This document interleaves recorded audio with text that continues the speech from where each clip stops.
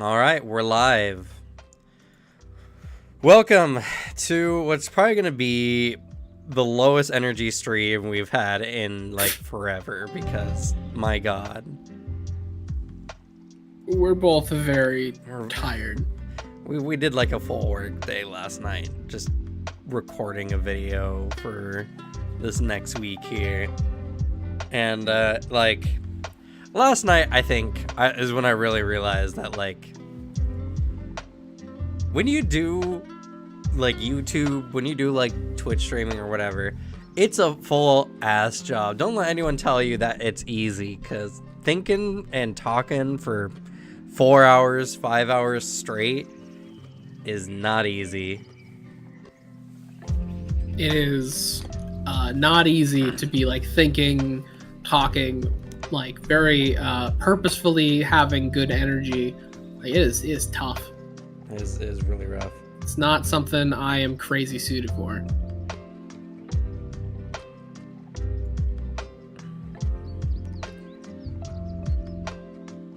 And I've done it like a fair amount, and it's still like really hard. It's really hard in general just to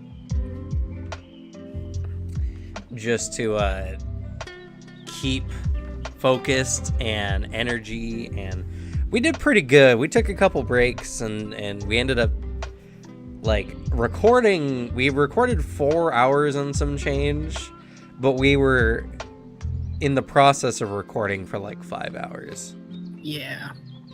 Because we started at 7. It was after midnight when we got done, and that was nutso. And it's just like using your brain that much. It just takes a lot of time and energy.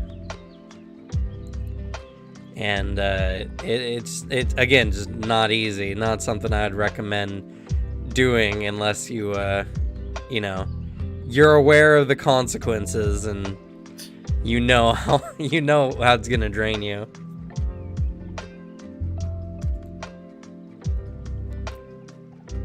And so today we're just gonna be talking about like some pretty chill things on the channel.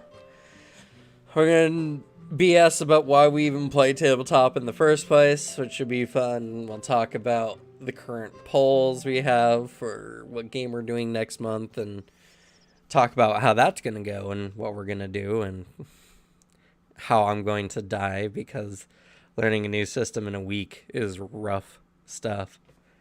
Yeah. I'll tell you. Oh boy. Though I have an idea, if you're willing. If I'm willing. For a good clickbait title for a stream. Oh. You should title it all caps. Are we quitting Tabletop? Right. People would click that. They would. Probably reserve that one for a bit later when more people would even care. It'd be funny. But legitimately, like, you go on YouTube all over the place, right? That people just farm views that way all the time. Yeah, it's easy money. Yeah, like a guy I watched called Tectone. He did our music seriously just stop? Or is it just super quiet? It does seem like it's very quiet. There's no sound, but Fredboat's trying. I have no idea. Anyway, this guy I know, literally, like, at least once a week, if not more, he'll post something that's very, like, straight up clickbait. Like, I got called out for this on stream, or... And I mean, like, to be fair, like, the guy's got major hustle on like content creation in general. Like, he's a gotcha streamer / YouTube maker, and like, let's see. Oh god, fuck! I knew that was gonna happen. God damn you, Fredboat. I didn't even turn you up that high.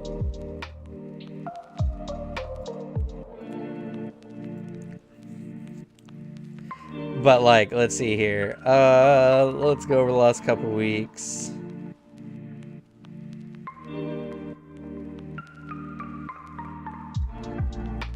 Yeah, there's the I got called out. There's the why I've been gone. Finally some good news. It's finally happening with him just making a pog face. Mihoyo was discontinued, which is the company that runs Genshin Impact.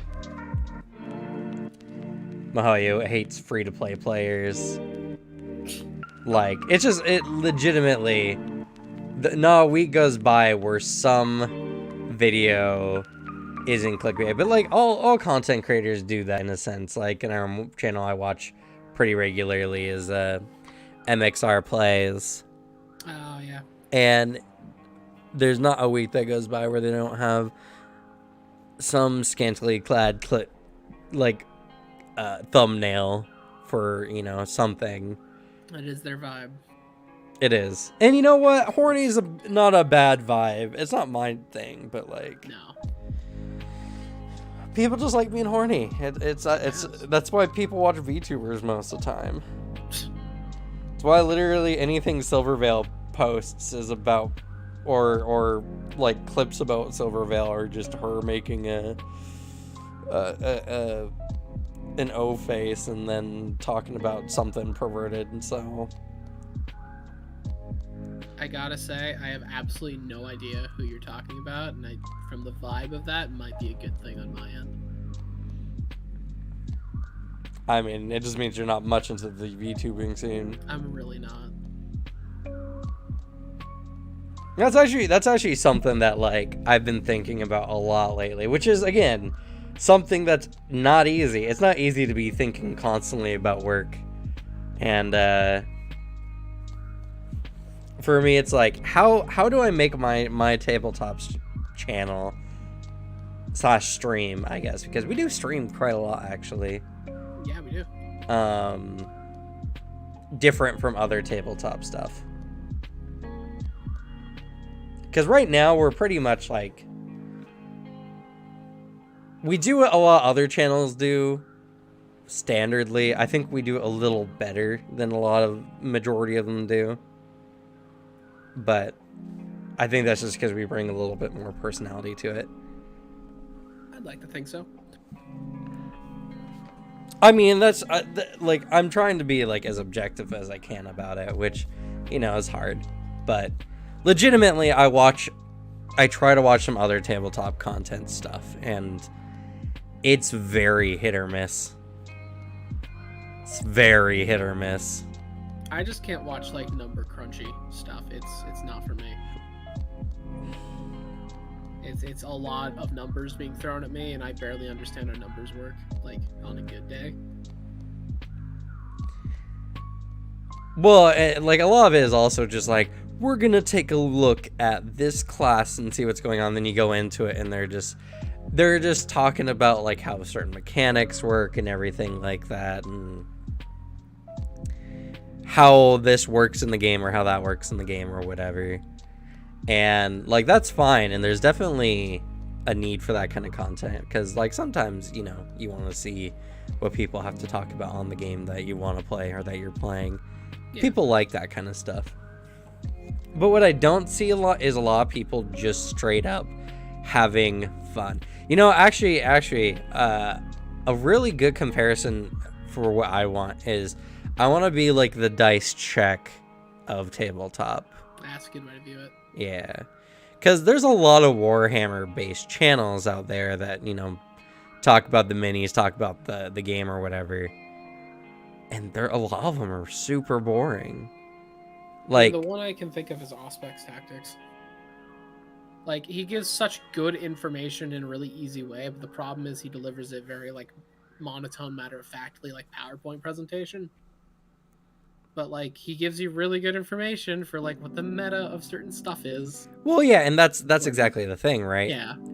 It's all about that, what you're doing to provide. And the point of this channel is not for me to like tell people how to play the game necessarily. What I want this channel to be, and I watched an interesting video last night on it. I want this channel to be the place where you go to have fun with tabletop and to like just chill in tabletop, you know.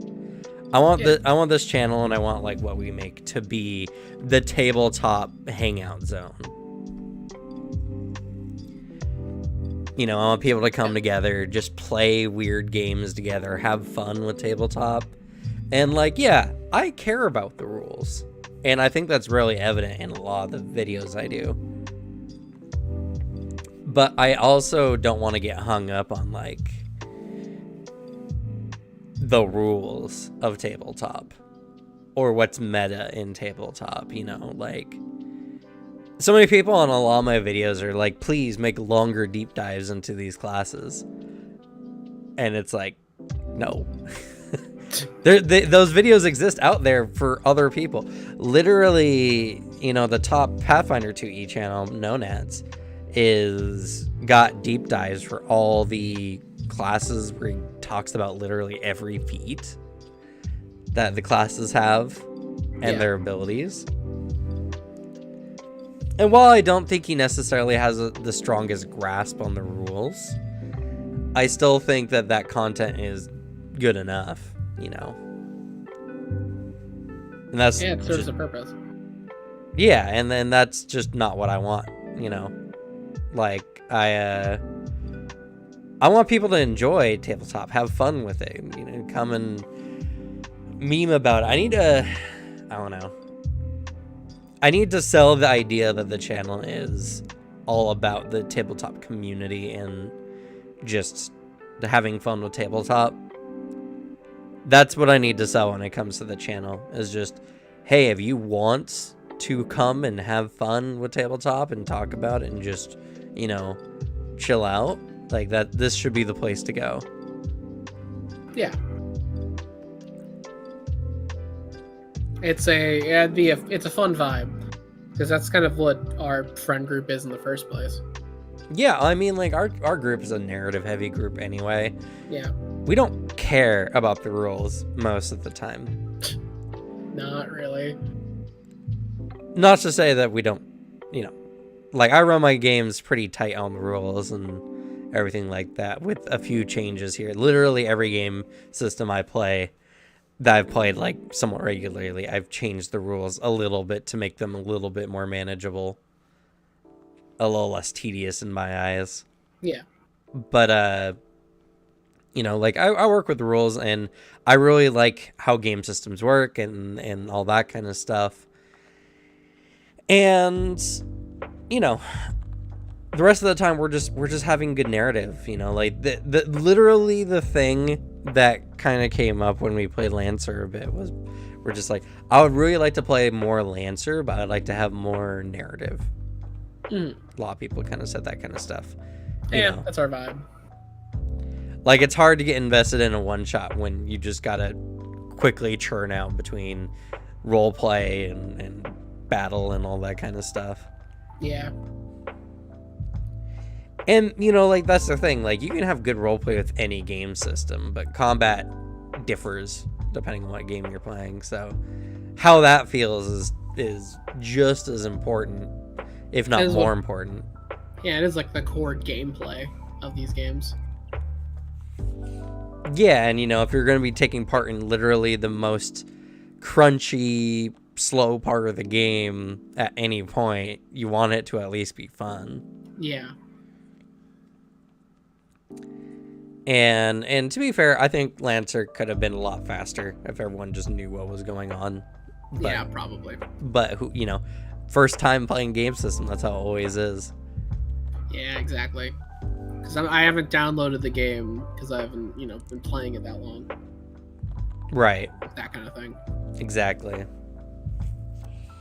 Like D&D, I can pick up and I know the rules like really, really well. I've been playing 5e for a long time. But it's like, true. You know, brand new games, a bit harder to do that. And there's all kinds of stuff like that, and people are indecisive, and even the best of players sometimes have the worst habit of not thinking about their turn ahead of time, which is frustrating because you're like, all right, it's your turn. It's like, okay, what should I do? And you're just like, ugh. If you just are thinking about what you want to do before your turn starts, you make the combat go so much faster. Yeah. Please. The worst is when you have an idea and you actually were, and you're like, yes, I know exactly what I'm going to do. And then, like, the turn right before you completely fucks it. And you're like, well, now I look unprepared. I've had that happen a few times where I'm like, I know exactly what I'm going to do. I'm going to do this, I'm going to do this, going to do this. I think everyone has. And that person's turn just ruined it. Okay. But it's about consistency. Yeah. You know what I mean? I hate players who also say, I don't like to think about it too much because something could happen and change my plans. It's just like, or it couldn't. You know, you could have faster turns even some of the time and it will make the combat faster. Yeah. Don't make every turn take forever. But, you know, it's I guess that just kind of plays into like why we play tabletop in general, and like that's a really good Kaizen-san. That's a really good like I guess segue into what this chat's about is like tabletop. Why do we play it? Like what's the reason why we've dedicated literally making a channel and working in our own free time on it for no money? Because last night, damn it, we deserve to be paid for I wish, man. For everything we did last night. So, you know, like, and I think we've brought this up in prior videos before, but I like tabletop personally because I like creating characters and stories. Who hasn't like headcanoned their own characters into popular media that they watch at some point? Or, you know, like, who doesn't enjoy just hopping into someone else's shoes for a little bit and just having fun? Yeah. It's interesting. Like, legitimately, like, I don't play tabletop games for the combat more often than not.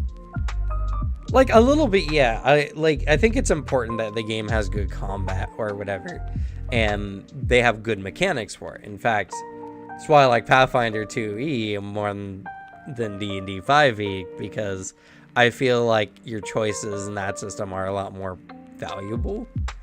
Yeah, and I feel like your characters are overall just more effective in Pathfinder 2e than 5e. So I can't say, like, I don't care about the combat, but that's not the reason why I play tabletop, you know what I mean? Yeah. Like, I don't know, Alex, what makes you want to play tabletop over, like, literally just playing board games or Warhammer or something like that? It's interesting, because, like, I view tabletop as, like, yet another game, but it's a list of, like, you know, games I like playing. But it's kind of like an interesting different step into storytelling because, like, for those of you who are a little newer or just, you know, I haven't mentioned in a while, I am actually in college for filmmaking.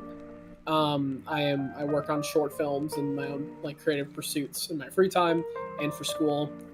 So it is nice to like tell stories in a different format, and it's kind of interesting because I view a lot of times of like tabletop storytelling in the lens of like a film, where I'll picture things better if I'm picturing like filming it myself. It's yet another way to tell a cool story. I like creating really in-depth characters, I've found. I used to play it because like, cool combat, cool fight scenes, cool action scenes, awesome. And now it's more like, I'm gonna make a character that I know the psychology of like utterly and completely, because I get more enjoyment out of it in the end. But I don't know. It's like it's kind of just one of those things where it's like I found it, I had a lot of fun with it, I found the right group of people, and I haven't looked back. I feel like if I had found a shitty group of people, I would have never touched tabletop like ever. I would have found some other nerdy hobby to do. And I think that's also a big part about tabletop in general is it's like the ultimate multiplayer game. In fact, it really is only a multiplayer game. You can't really do it by yourself at all. But compared to other multiplayer games where, like you get on and you play for a bit or whatever. You get on and you play those games and you leave and you're like, I had fun, that's great. But you go to a good game of tabletop and you leave, you're like, my God, that was awesome. When that happened and like, because you don't know what's going to happen in a session, you don't know how you're going to play. When you play your character very well, that's always super gratifying. It's there's just a lot of things that come with tabletop that you just don't get in other games. And I legitimately think also players enjoy getting into character, or at the very least developing their character. Because I swear the times I see my players having the most fun is when they completely lose themselves in character and the session just comes out organically as if they're there. Like, immersion is like 100%. Those are the games and sessions that I think the players get the most out of it. It's the ones I have the most fun with.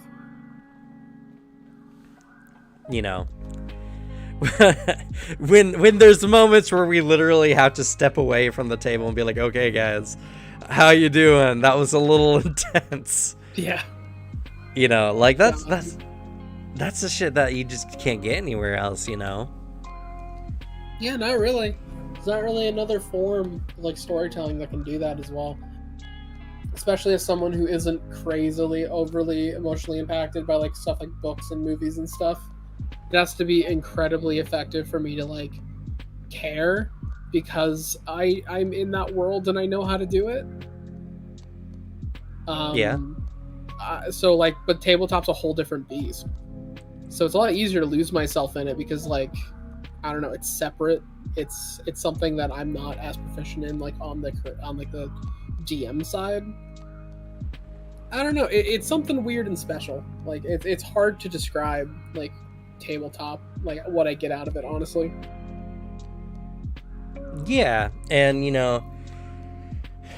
I think it's also just something that it's kind of like a special mix of just right timing and right energy, because obviously not every session of tabletop in any game is going to be super like immersed. No. Or even being capable of being immersed in it. People got lives outside of tabletop, I guess, unfortunately. Yeah. So, like they have things on their minds, or they're like not 100% there. And you can't expect your players to be like 100% in there, in character, in session, whatever. And I think that's the frustrating thing about tabletop sometimes is you want to have those good sessions, but everyone there's got to be like really ready to give it, And if you have like even like a quarter of the group not ready for it, it just doesn't happen. The magic doesn't happen. It's tough. Like everyone's got like different things they work on. Everything's different. I know there's a lot of sessions, or not a lot, but like a few sessions where definitely I was like not in the right headspace to play tabletop, and now I'm a lot better at catching it. Where I'm like, I know I would just sit in silence and not be fun to play a tabletop game with, like or role play with. So I'm not gonna I'm just gonna call out. Yeah, I've done that. But everyone has like rare occasions, honestly. Shit, with how much we have been doing work. I mean, you've been working on school and I've been working on this channel. There's some weeks where I'm just like, do I really want to run a session right now? Yeah. I am tired. And there's that whole thing about, like, I don't want to disappoint my players. It's not their fault that I'm tired. No. But at the same time, I don't know. I probably should call out a little bit more often. That's the hard part about streaming content, too, is, like, you gotta do it for more than one reason. True. And that's also the hard thing about streaming tabletop. That's probably why, like, honestly, live play games in general are not really the way to go. One shots are fine. People get to see how game systems run, and like, I like having one game on the channel so that people can be like, oh, that's how they play, or I like this, or whatever. Because I mean, we still get like over 25 people who watch a majority of our streamed content, even if it's just post the fact. Yeah. So there's some people who want it, but it's definitely not what this channel. If I look at the top even 20 videos on the channel, they're not live streams. Yeah, I do gotta say that's also actually a really good point. Like, that's made the kind of thing of like reading or watching or playing, or like reading or watching like something. Like, yeah, you're experiencing someone else do it, but like when someone tells you about like a cool tabletop story, it's like, I did this, I did it, I did this cool move and kick this dragon's ass, and you get to do it from the safety of your home where you're not going to actually get burned to death by a giant dragon. There's no threat there. Yeah, I mean, and that's the thing too, is like what Kaizen San said. It's like, tabletop is just where you go when you can do things that you don't normally do, couldn't do, whatever, in a game. Yeah, like I got to live out my telekinetic dreams of doing everything with telekinesis, because that shit's the coolest. Yeah. Some people, it's literally getting to live out, like, even mundane things. Like, there's a reason why there's a lot of people out there who love tabletop games based on, like, the high school anime trope, where they all go to like classes and they do different little ventures like in between or whatever. Like, I even ran like a couple of those kind of games. We went to like a military school in the anime universe, and I had this very interesting like battle game system that the school ran around, where they had like different scenarios they had to beat out or whatever. It was fun because it was a mix of like, you kind of get that combat stuff with the battle trials, and then you have more reason to talk about just how your characters are chilling around in that kind of environment, because like everyone can envision that experience. But some people out there didn't even get to go to a normal school. Some kids were homeschooled, others went to like a boarding school or an all-girls school or all-boys school or whatever. And those are just very different environments. Yeah, and I mean, like, it's hard for me, like, if the idea of like, let's play a game where it's set in high school. It's like, yeah, the thing I didn't really do, because I went to college for high school instead. I did that too. Yeah. I also can't imagine wanting to do high school again. But, if that's your fun, that's your fun. Are you gonna... Well, I mean, to be fair, these are definitely not high school experiences. Yeah. These are, you have a school setting for your tabletop, and it's just all about talking with your classmates, doing whatever, and then, like, some anime combat happens, It's just, like, unrealistic. But that's the fun of it. And in any case, I'm not saying that's my preferred. I'm just saying there's literally groups out there who really like that. That's why the new D&D book that came out recently, oh god, what was it? Goodness. It was Birdhaven? Actually, I've been keeping up with 5e releases, so I have no clue. They had a game recently. I think it was something like Birdhaven or whatever. And it was like the Harry Potter school kind of experience. Oh. And a lot of people really, really loved that book, actually. They absolutely adored it. And that's the thing with Tabletop is there is literally, even if it's mundane things, there's people out there who aren't social at all. They suffer in social situations. And getting to go into a game and play a character who is more socially like adept or more willing to talk to people. Strixhaven. That's what it was, Dead Phoenix. Thank you. Strixhaven is what it was. And actually, there's a streamer I watch, Shenpai, and I think Birdhaven's her comic book series. Oh, that's cool. And Strixhaven, I was like, oh, that sounds so similar. I wonder how they take that. I don't know. I've heard the contrary, but with all things, there's a mix. Is it the one with the anti-party? Maybe. Like I think so. If it's that one, I've heard really good things about it. But, you know, I haven't played it, so I can't speak on its, like, quality.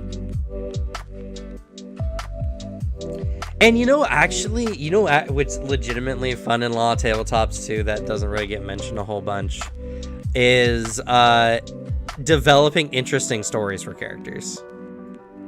Because I know I'm not the only one who has sat down, looked at like some interesting feats or like advantages or backgrounds and be like, oh, what if I made a character like this? And then you make a very interesting backstory for your character. I mean, I created Sebastian because I thought, like, what is a realistic personality quirk for a person with telekinesis? Oh, a fear of touch, because, like, they're so scared of touch that they developed a thing that they don't need to touch anything ever again. Like, that makes sense, and so I built an entire character around that and turned that, like, very basic quirk into, like, an actual, like, reason for it to exist. Like, where it comes from, and it's more than just a fear of touch. It's a fear of, like, trusting another person after they've been, like, horribly betrayed.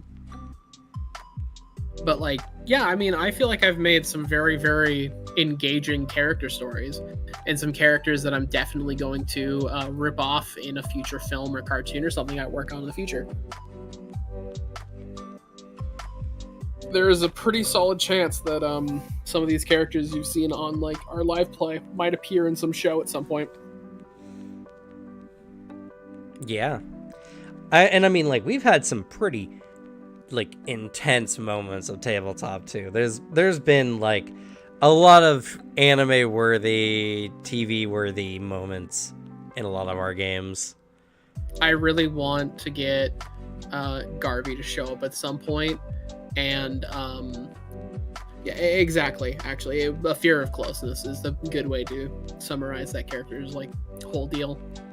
But I really want to make Garvey at some point and get him to be voiced by Troy Baker. Yeah, Troy Baker would be a good bet. Good fit. Great Garvey. Like, that is my dream cast for him. And then I'll set up a really, really interesting character arc that'll be thrown by the wayside because he gets horribly murdered. Don't get connected to my characters. Yeah. That is that's the dream right there.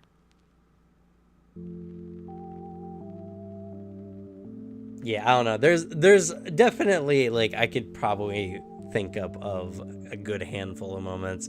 I'd love the Rosencrantz arc to be animated at one point. It'd be fun. The Rosencrantz arc, it's just, there's so many characters in it, so much is happening. It's a good mix between like social intrigue and combat. Probably would be gussied up a little bit for production, but like... Oh yeah, it would have to. There's certain bits that I think would have to be like altered, but like there's a few moments in the Rosencrantz arc that are like genuinely fucking like stressful situations. Like Anastasia running away from Lord Rosencrantz. Yeah, that's what I was just about to say. Like, yeah. Anastasia running away from Iqbal was such a hype moment. Yeah, because it's just a hyper-powerful blood mage. They see you, you are dead. So yeah. Don't get caught. It's that moment of, like, pure stress that works really well in that scene's favor.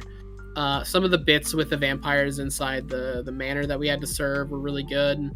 House Amoros, yeah. Yeah, there's a lot of really good moments. We like obviously we'd have to get rid of some of like the gameplay tabletop moments, but overall, like you can make a really solid like script for it. Yeah. I feel like I can make a decent script for something like that. Yeah. All the stuff you guys did with the First Lord was really interesting too. Hell, even the other party being like transported to the realm of demons for a time and getting caught between two demon lords. That was fun. Was very interesting. So, and see that shit there, that's where you can't get anywhere else. You can't get those experiences in any other kind of game because other games don't have the level of like weight to them or customization, you know? You don't get to choose necessarily what happens. Until there is a true, like, the technology's so good, you can literally, like, fucking, what's it called? When it's like a game that creates a new map every time you play it. Procedurally generate, yeah. Until you can procedurally generate a storyline and, like, characters and shit, it's impossible. Because, like, I might like a lot of video game characters a lot. I might, like, gush about shit like Yakuza or, like, Devil May Cry, but I'm not, like, them. Like, I'm not in the Yakuza universe punching all these, like, gangsters. Right. Can't really do that. I could do that in tabletop, where I could play, like, say we play some, like, crime setting, and I'm kicking ass, like a kick-ass brawler gangster. You know what's crazy? Major range of choice. I think what will happen eventually is the idea of an AI DM. I mean, like that's AI dungeon already. Somewhat, yeah. It's not quite 100%.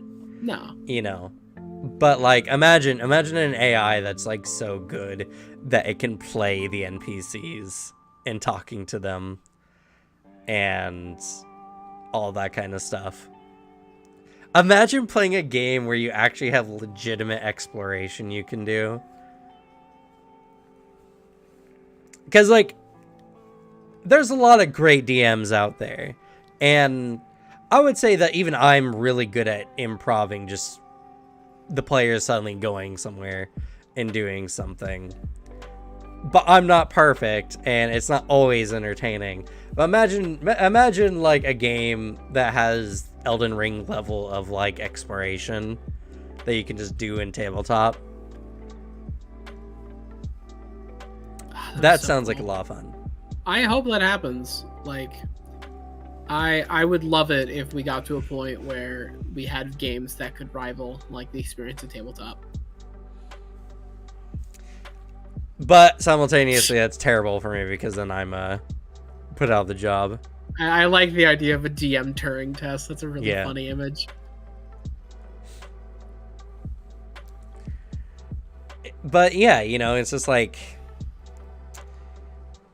I don't know. And I've been doing tabletop for a really long time. But even I've had years I wasn't running any tabletop games or whatever, you know. Due to a lot of circumstances most of the time. My whole life getting flipped upside down was a big one of those where I just didn't do anything tabletop related for a year or two because no one was around and I was kind of like restarting in some ways and also just kind of finishing with some bad relationship stuff as well.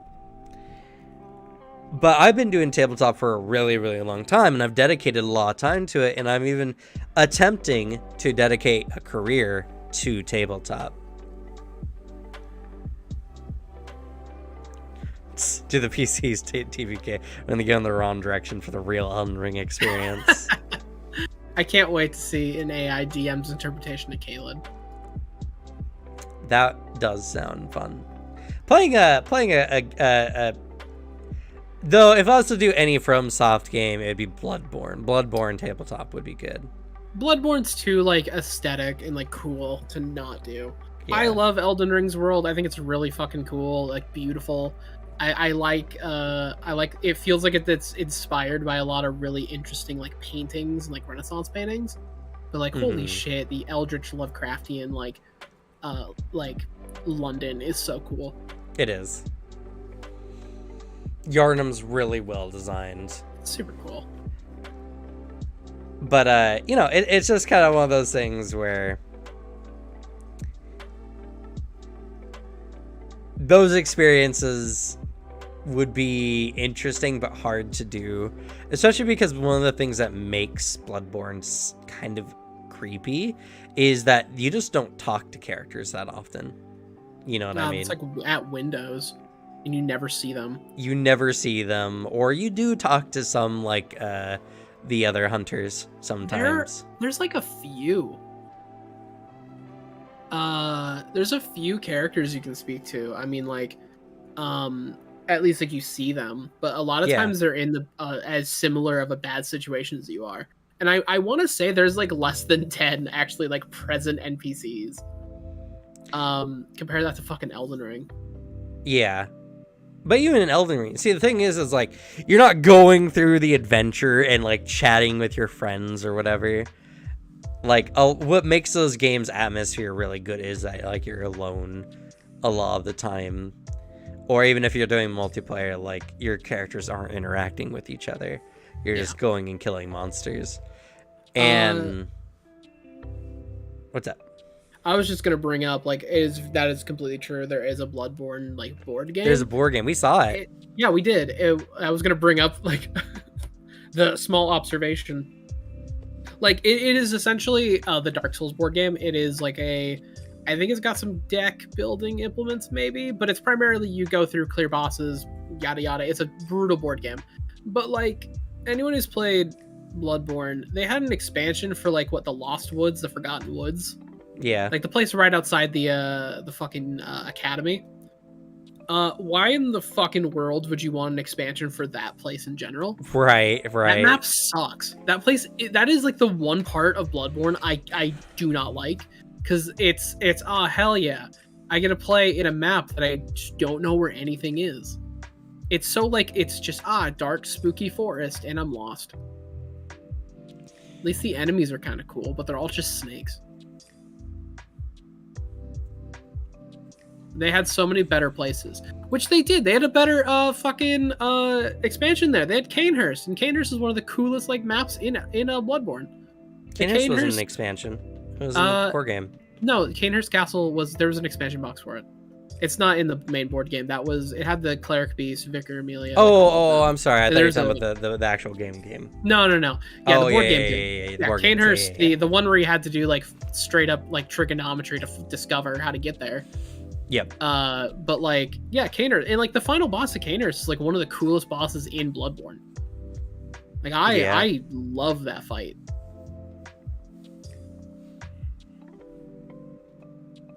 God, I want to play Bloodborne again, but I know it's gonna be like, I don't want to break out my PS4 again, you know? Yeah, right. Bloodborne is still not on PC.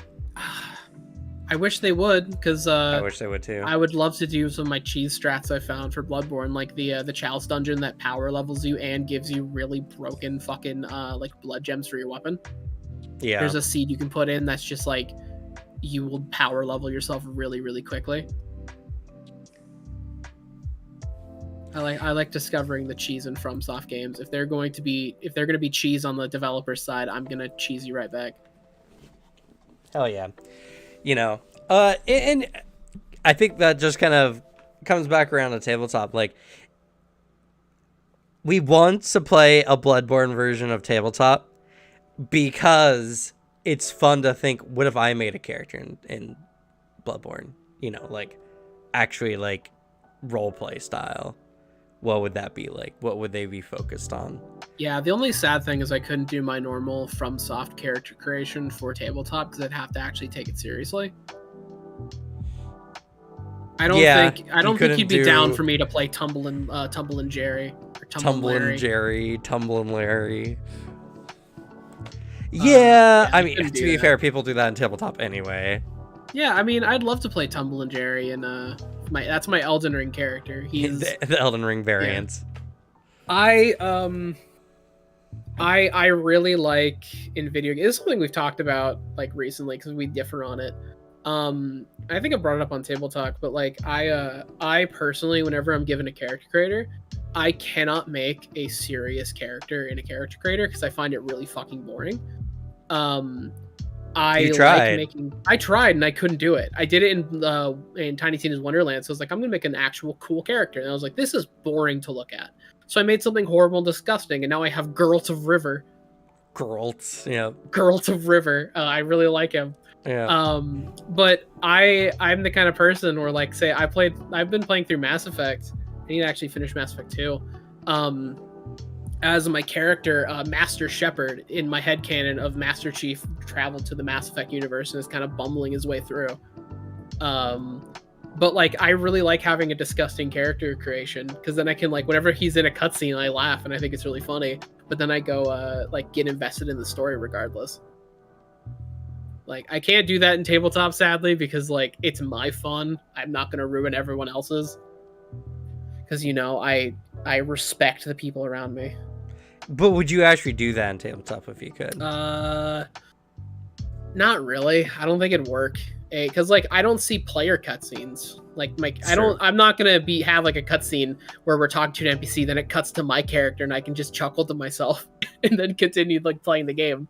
Because that's what I did every fucking time in Mass Effect. It was just like it'd cut over to my character and he looks like a little weirdo, and I'd laugh and then like get invested again.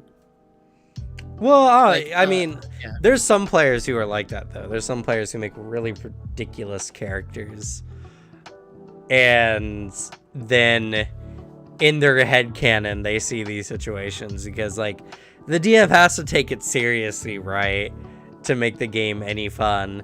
Yeah. And they're just sitting there laughing to themselves because they made like a Leshy that looks like a block of cheese or something. And they're just like imagining in their head this block of cheese walking up to the king. Or maybe he's just a giant tofu block. If I was playing in a game where I knew it was completely okay to pull something like that, I'd do it more. I know that it's not our vibe of Tabletop, so I don't do it. And regardless, I don't even want to do it in Tabletop that much because, like, if I'm going to create a character, I'm going to create someone I can like get invested in. I can't get invested in Master Shepard because the video game will choose the voice lines for me. Like, that's fair. You know, it's an RPG where sometimes in a moment you're like, I wouldn't choose any of these options. Or you choose an option and they complete, like Mass Effect 1 is so notorious for that one option where you're just like, tell them to leave and you just deck the person in the face and you're just like, that's not what I wanted at all. What the hell? Yeah. See, like, that's the difference. If I'm actually gonna like sit down, play a character like that's completely like mine, I'm going to actually think them through and create a interesting character for them. If it's a video game thing, the game's doing it for me. It's like whatever. Like, I'll just make something weird to force the game to let me do it. Like, essentially, I do Monster Factory, like that really good series. Right. I do that for all my characters because it's funny. And I like it when games have co-op and I can bring them in other people's games where they have this nice kitted out, like, perfectly aesthetic character, then mine shows up. Yeah. It's, yeah, I mean, I always like to take my characters like seriously in games, and so you're right, we're very different. I'm the kind of individual who just like, I try, you know, make a character that looks interesting or aesthetically pleasing in my sense, which is not horrific monsters. And you know, it's like to each their own, and that's how Tabletop 2 is a lot. And I think that's also like one of the best and worst things about Tabletop. There's always a table out there for you, but there's way more tables you don't belong in. You know, there's so many times where I'll see how a game is being run and I'm just like, ugh. Not every game's for everybody. It's so funny too because like Critical Role is super big and is super popular and a lot of people love it, and the Matt Mercer effect, you know, which is like everyone has a certain expectation of how a tabletop game should be, and are woefully disappointed when games don't turn out that way. Oh, my friends aren't professional actors? What the fuck? And it's so funny because, like, Matt Mercer and I have very similar GMing styles. I think he takes maybe a little bit more care into it than I do. He plans out things way better than I do. Also, his miniature game, like, holy fuck. Oh yeah, his miniature. Well, I play with everyone online. Most of the people don't even live in this state. What can I do? No, about it's that? not something. It's not something you can do. But like, good fucking lord! And also, he has an actual show budget. Well, yeah, like, and there's playing on Roll20. There's tons of people out there who are like super excited to be like, oh yeah, you can use this mini, you know, all that kind of stuff. But I mean, like, beyond that, we have very similar like narrative styles. We like to put our players through a little bit of harshness and have some fun. We like to get into character. I think he gets into character a little bit more than I do. I think I really need to work on my sub-character game again. It's just so hard because he runs so many games. You just get... It's draining. It's draining to do that for a whole session. But I need to get better as well. Rosencrantz was good. I liked Rosencrantz. Had a lot of very good characters in it. But Rosencrantz was one that was really fun because it was so crafted for me, rather than just kind of like flying by the seat of my pants. Oh yeah, there was a lot of like life to it. That was really cool. Mm-hmm. But he and I, regardless, he and I are very similar. We have very similar styles of DMing. You know, we take it very seriously. It's all about the narrative. We make interesting characters. We would like to work the interpersonal relations a lot and all that kind of stuff. Like, we're very similar. So the Matt Mercer effect doesn't really apply in my situation or with a lot of my players because they already kind of get the Matt Mercer treatment, you know. But other players, it's a very different story. And not only that, but other players think they would make good Critical Role cast members, when in actuality they're terrible players. Or you just can't match that like fucking energy. Like I've thought about like, I feel like everyone who's played tables, I was like, oh, what if I was on Critical Role at some point? Like, man, that sounds like it'd be really hard to like, you know, perform like that. Because I mean, I do it in our games, but like, not to the fucking like level of, you know, professional actors. I don't know. I disagree. I don't know. Sebastian was really good and is pretty similar in level to a lot of what Critical Role produces. Like, the characters, they're professional actors, yes.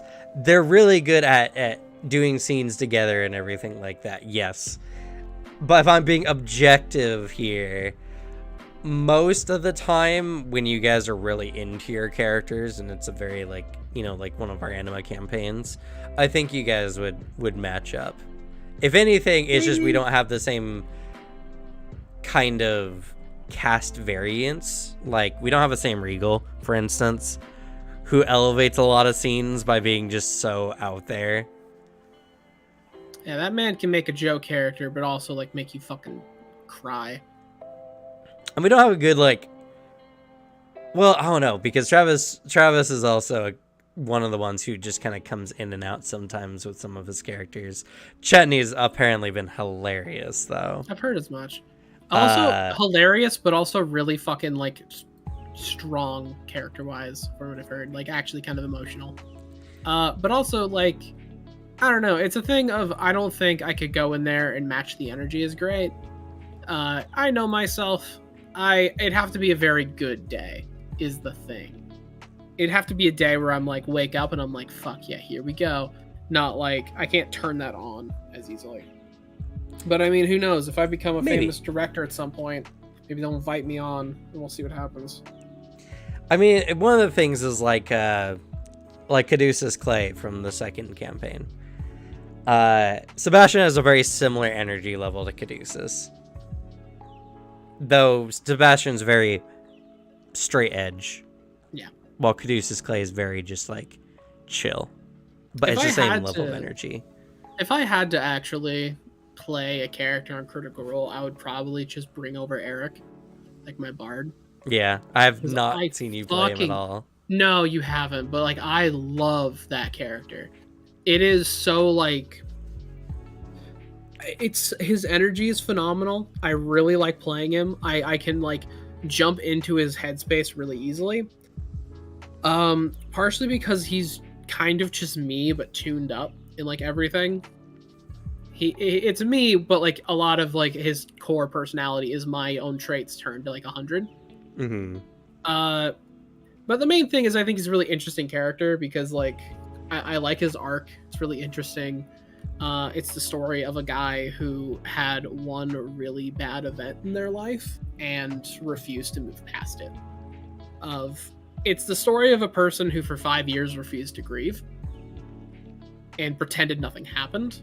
And he's very hedonistic, but he's also very open about it and is really like self-aware that his practices are not healthy, but also is very open of but doing like actually coping and working through things is hard.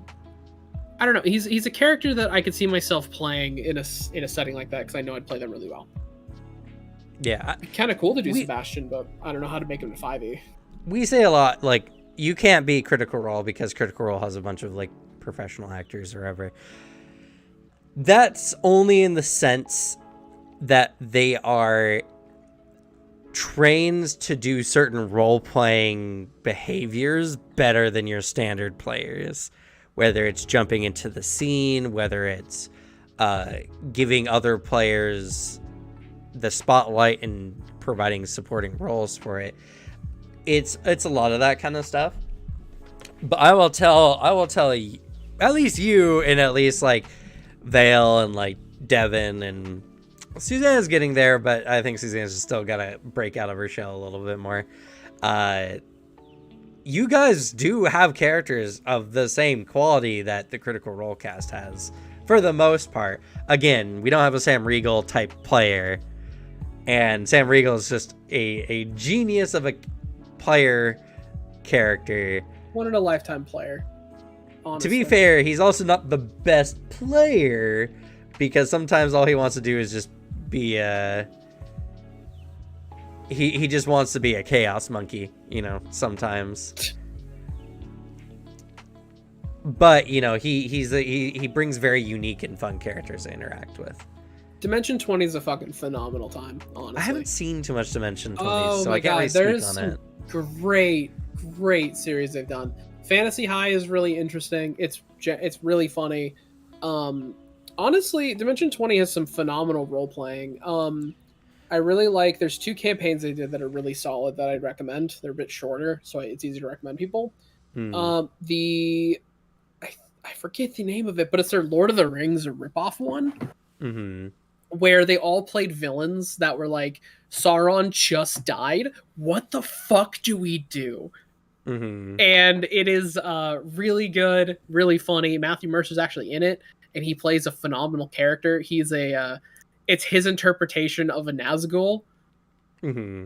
The fucking ring race in that universe are so funny. They look really terrifying, but they're all like, they act like high school teenage girls.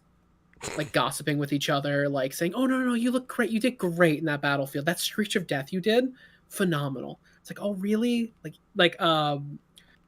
It's so fucking funny, and also it is. There's some really good just storytelling beats in there that I really like, and the other one is the one they did where they're all toys. And that one has the McElroy brothers in it, and holy shit, Justin McElroy is a phenomenal like role player. He also does that thing. He makes a joke character and then makes it really fucking deep and intense. He plays a character called like Rick Diggins, who's a Lego man, but he brings up the fact that Rick Diggins was lost in a car for 2 years. There's a really good monologue he did of like, while in this happy persona, like, I was trapped in a car for 2 years. And because I existed with a child, but I wasn't found, I existed in a sort of twilight in between life and death for 2 years. he plays this character who like switches personas constantly and is a horribly depressed Lego man. Super But interesting. and also Brendan is a phenomenal DM. He is so fucking funny and can go with like whatever. However, don't go into Dimension 20 looking for like deep rule stuff. They break the rules very often, but it's my type of break the rules of that sounds like a funny interpretation of it. Let's go with it. Mm-hmm. So I like Dimension 20 a lot. Yeah, I've definitely heard really good things about Dimension 20. I really should look into it some more. Gotta brush up on my own skills. They're really fun. Just like turn on and listen. And the toy one and the Lord of the Rings one are like they're 5 episodes, I think.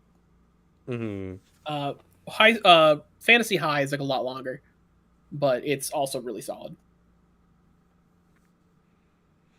But yeah, I've heard some really good things about it. But regardless, like a lot of the time they play characters I'm like, oh yeah, they're like getting their legs as players, especially in campaign 1. They're not like playing professional like written characters whenever they play their characters, you know. They're playing their characters that are just done well as far as like they take good role play hints, they jump in a lot. I mean, you can honestly watch a lot of Critical Role, and like Taliesin is not, maybe campaign 3 has been a little bit better because he's playing a little bit more of a like energetic character than he normally does, and he tried a bit with Molly a bit. I think there is a little bit of a character failure with that, though. But Caduceus Clay and Percy were very quiet characters. He didn't act out a lot with those characters. But he was always a great person to interact with. And, you know, like Marisha Ray, she definitely has her kind of like more, they seem like teenager style characters, you know? And it's super interesting to watch. And the thing is, again, they're all professional actors. They know how to role play together. It doesn't make their characters far superior to other player characters necessarily. Like I said, for like many of our anime games, I think your characters would be on the same tier, you know. And that's being very objective looking at it. Just objectively looking at player styles and everything like that. And that's not necessarily everyone. Like I said, Suzanne, I think, still kind of breaking out of her shell a little bit more. And needs just that push. But like you, Devin and Vale, you have really good characters, and when you're in it, and you're doing really well. And I don't think your characters would play second fiddle to any of them. In a situation where you're all comfortable enough to actually roleplay with them. Yeah, you know what I mean? I also roleplaying on camera would be fucking hard. I would be uncomfortable in that situation. Like you've done it before. I don't like it, and also I do it because I forget that I got my webcam open. Yeah, that's what they do. Sometimes they just forget that they're playing. It's different. I'm in a fucking sound stage. No. It's different. I know how comfortable I am on camera, Cam. I know I've been on camera. I know how comfortable I am. Yeah, and you know what? I've seen you plenty on camera. I don't know what you're talking about. It's different. It's like a show. I have a whole fucking series. Yeah, but like the comparison of like Critical Role numbers and our numbers are way different. If we had like y'all pay any attention to the numbers when we're playing. Not really. So the only difference is they're doing it on a stage. But you know what? Yeah. They don't even like look at the cameras or are trying to perform on camera. They're just playing their characters. You can tell because there's clips and clips and clips out there of the small weird interactions they have while they're role playing and just are lost in the moment, you know? I could play a character like Jim where every once in a while I'll turn to the camera and give a weird little smirk. Don't you hate Jim? No. No, who was it? Someone else hated Jim a lot. It's somewhat maybe... It's some YouTuber I watch. They absolutely hate his character. I mean, it's The Office. Don't think too deep about it. Well, yeah. It's a comedy show. Yeah. No, I know. I couldn't remember who was the one who mentioned. I've never watched The Office. I don't really care. It's not my horse race, you know. But my God, Groovy, please. Wow, that was Fred Boat. Hey, I even call. Well, okay, I guess you just need to be cucked into playing. I see. Yeah, I need to mention the one we've lost.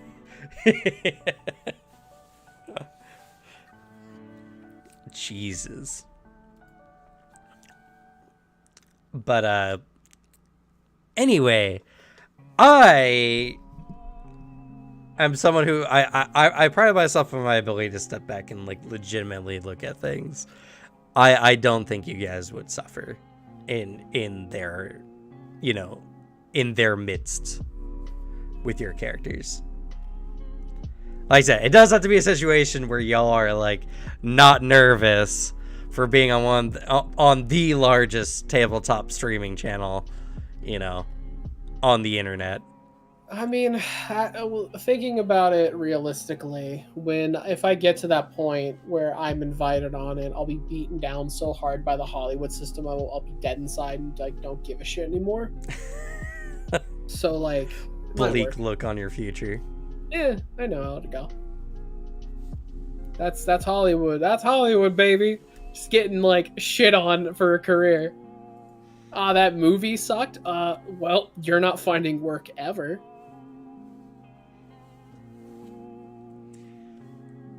But, you know, it's like I said, the only difference between the Critical Role cast is they are more ready and more practiced when it comes to like how to make a scene interesting. They know how to position their characters. They know when to jump in to roleplay, and a lot of them are eager to jump in to create role-playing moments. There's never one thing on Critical Role that doesn't happen that often. It does happen from time to time, but doesn't happen that often, is a long silence where no one's talking before the DM decides to move things along, because they're all like doing things or having scenes. Instead, what happens typically is whenever Matt gives like a break, it's just like, so you guys are here, you know, what are you doing? They're having their scenes, and then when a scene ends, Matt's like, all right, and then we move to the next part because we spent too long here, you know. That doesn't happen in our games. Nah. The difference of a like professionally produced show and then a home game. That has nothing to do with it. It's just the role playing. I mean, it's also like it is a show, so they have to do that. Like, regardless, well, I imagine it was a thing they like found out how to do and got good at, because like they have to keep it rolling. They have a time slot. They can't really go like too far over it. Well, I mean, I think there's a little bit of that. But I would mostly attribute to they are like drama kids, you know. They're used to those practices where they're sitting in a room and they're waiting for their chance to go in and roleplay. You know, they're all excited to do it, and they all have that instinct to be like, can I fit my character in this scene? Let me see. And you know, a lot of it is just one of them's like, okay, I'm gonna go and knock on this character's door and we're gonna go and have a chat, you know. And they do that all the time in a lot of areas. Like when Matt's like describing, like, you guys are walking down the main avenue, you see shops on your left and your right, you can smell bread in the air from a local bakery. You get that feeling like how he does, where he overly paints his scenes sometimes. Then one of them will be like, oh, I go and I look over at this table, you know, I go and look for like a toy table or anything, and he's like, okay, you know, whatever, and he mentions it, and that's what they're good at. That's the difference between how they play, and that's how I'd say the Matt Mercer effect really comes into place, and like how other tables play, where players kind of wait for their turn for role playing to show up, and it's not. There's a lot of times where no one says anything because either no one wants to do it, or the same thing that happens all the time where a player's like, I would jump in more, but I don't want to feel like I'm stealing the spotlight from everyone. Just like, be that rock for people to roleplay off of, please. So this is a little off topic, but there is a really fucking funny like satire news site. Yes, I was just about to mention that, actually. Yeah, the Matthew Mercer spends 45 minutes describing sandwich smell to waiter. It's so good. I fucking love it. Like, he went deep into his mind palace to describe the decadent wafting of freshly melted cheese, and the waiter was transported to a world of pure imagination, said local diner Jack Breckow, who immediately canceled his own order to ask for whatever it was Matt Mercer was describing instead. I caught myself questioning the mechanics of the sandwich a few times when he started mentioning frosting tater tots and a fifth slice of bread, but the way his words flowed had us all mesmerized. Or my other favorite bit. Yeah, he does this thing kind of a lot, explained Marisha Ray, Matt's wife and frequent collaborator. Last week we went to get an oil change, and he kept going on to the mechanic about black ichor coursing through the mechanical veins while producing frighteningly accurate dripping sounds with his mouth. He's so fucking talented, but at a point it's like, dude, can you just let people do their jobs? It's so funny. Matt's energy for his descriptions is something I aspire to have. He's very good at making good like sound effects. He really is. I really, again, like I'm well aware. I pride myself on my GMing skill, but I really need to brush up more.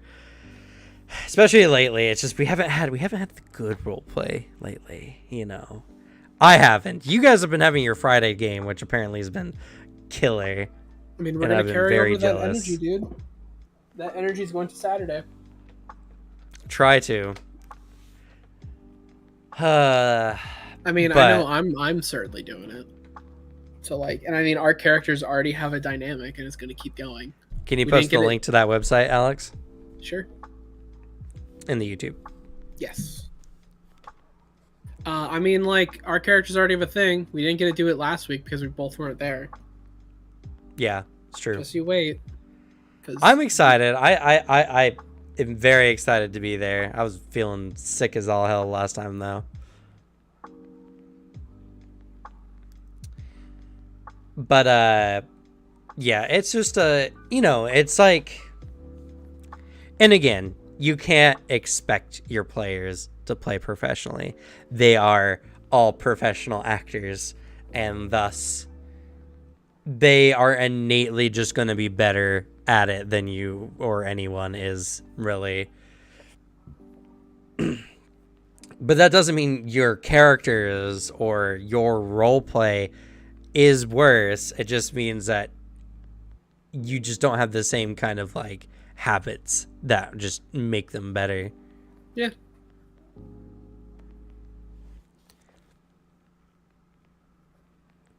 And that is good advice. Yeah, be the rock that other players can roleplay off of is a really good one. But so many good players are so afraid of outshining people in a scene, and they just don't say anything.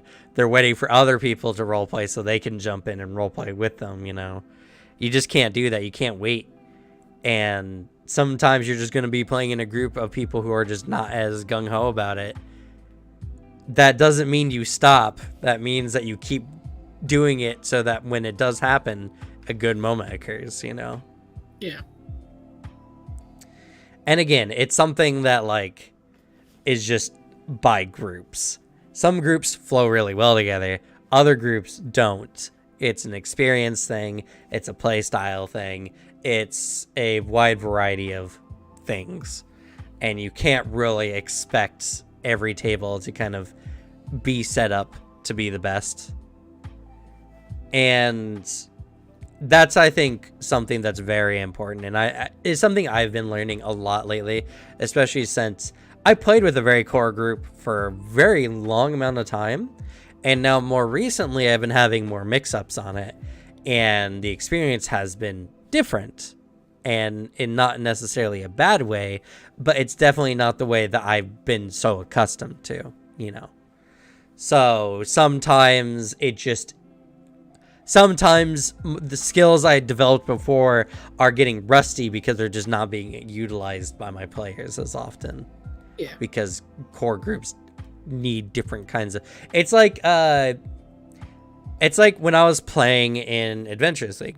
I had to have a much more lighthearted, much more silly play style because you can't have very serious games in Adventure League. I mean, half the people that go there, I wouldn't want to play a serious game with in like the first place. So half the people that go there, I wouldn't want to role play with if I had a choice in general. And that sounds mean, but that's just how it is, you know. Yeah, no, it's the kind of thing of Adventure League is like for every 3 really cool people, there's one just like problem player where you're like, oh. I'd say it's the opposite. For every 5 problem players, there's one actually good player to play with. I feel like there were more people that I thought were just more fun to talk to than like worse. But that's also because like I get along with a lot of people.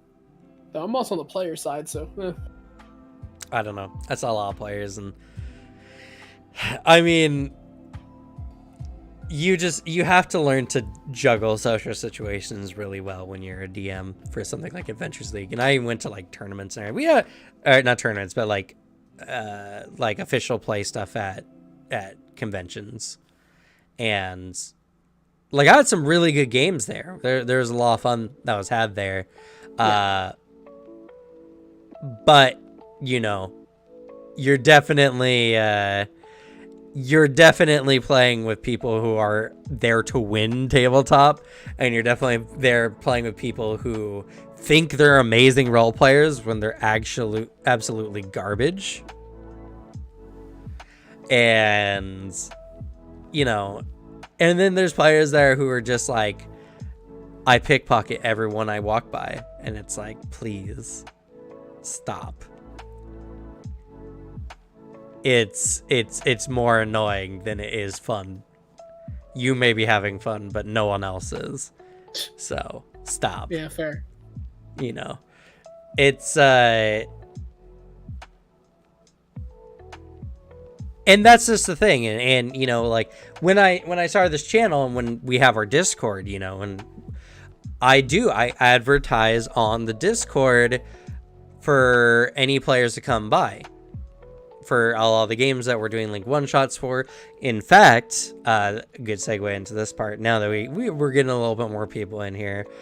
We currently have up here on the YouTube channel a community poll for the next game we're going to be playing next month. And so after the 9th, I'm going to be asking I'm going to be advertising on the Discord for people who want to join in and play what could be, it's looking like Shadowruns or Blades in the Dark. I don't know. We're only like a day in and there's already 30 votes. That's actually way more votes than I thought we were going to get. I legitimately thought we were going to get like 10 votes maybe. I'm surprised. I'm just surprised Wrath and Glory is getting any votes. It's gotten a good amount. Like because like I voted for Blades. I think it'll be a more interesting system, and I've already been hyped up for it by multiple people. We will be playing Wrath and Glory at some point if I have anything to say about it. Yeah, I want to desperately. I think what I'll do is for every month's, but ruining the game for everyone else is what my character would do. Then you shouldn't play that character, should you? No, just have a it's table a joke. Full of it. Yeah. Have a table full of that. That's what it is sometimes. I hate when players are like that. Or I hate players who try to bring too much logic into the game. Like, at a guy's just like, so if I just know the magic words and you know, swish and flick or whatever, I can just use a spell, right? And it's just like, works in this universe. How do I explain to someone you can't just make your character have spells because you say you know the things? I should literally just like bring like a Necronomicon or something, like an actual spell book of some variety. Show them a page where literally like a minute and be like, okay, now I want you to incantate it perfectly for me. If you can, I'll let you use the spell. I mean, that's how it works in Discworld, because that's the joke. Right. Where, yeah, in D&D, no, in like every other fantasy world, magic's actual like work and takes like efforts. Like in the first place, it's like, would your character study this? Like, no, then by rules of the world, they wouldn't. I mean, yeah, in Discworld, magicians just have a good thing going, and they don't want other people to catch on that their shit's really easy. Because then everybody's doing magic, and they're not special anymore. But yeah, it's like the player forgets we're playing a game. It's a narrative game that has rules. You know? And not to say, I think it's an interesting thing if like a player for some reason gains an obsession over like a particular spell or whatever, and over the course of a game just learns how to actually cast that spell, and they get a spell slot they can use to cast that one spell once per day, you know? I think that's interesting. There's tons of games we have where players get things that they don't normally have access to due to story reasons. You know, I think that's perfectly reasonable to have. But you can't do stuff like that at Adventures League. It don't work that way. You know it doesn't work that way. Stop asking. But yeah, as I was saying on our poll here. Yeah, the poll. As after I vent my frustrations. So sadly, it does not look like I'm able to send links into YouTube, especially because I'm not a mod on your chat. On YouTube, at least. Oh. I mean, you can mod me. How would I do such a thing? I don't know. There's some messages you can try to mod me. Yeah, but yeah, we have a poll for the next system we're going to play. Of the 4 systems we have on there, we have Warhammer 40k, Wrath and Glory, Shadowrun 5th Edition, Blades in the Dark, and Call of Cthulhu 7th Edition. Right now, Blades in the Dark is winning. There you go. Though there are some contenders. Shadowrun's like neck and neck. Warhammer Wrath and Glory, I'm surprised it's getting any votes, to be completely honest with you. It's got a fair amount right now. Yeah, I'm surprised. See if that works. Yep, that works.